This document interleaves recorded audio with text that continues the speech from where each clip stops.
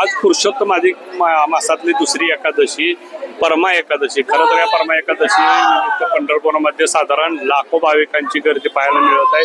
चंद्रभागा वाळवंट असेल, प्रदक्षिणा रोड असेल, महाद्वार असेल, मंदिर परिसर असेल, इथं भाविकांनी वारकऱ्यांनी गर्दी केल्यामुळं अवघे पंढरपूर हरिनामामध्ये दुमदुमून गेलेले आपल्याला पाहायला मिळत आहे. साधारण विठ्ठलाच्या पदस्पर्श दर्शनासाठी 2 ते 3 किलोमीटरची बारी लाईन लागलेली आहे.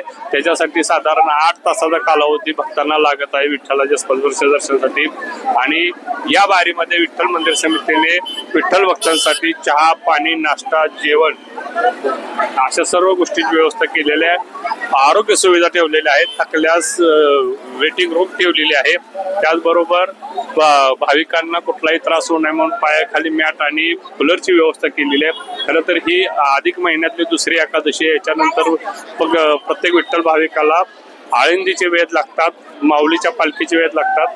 त्यामुळे या एकादशीला अनेक भाविकांनी गर्दी करून पंढरपूर दिसत आहे. महाद्वारातून जगदीश डांगे, LS मराठी.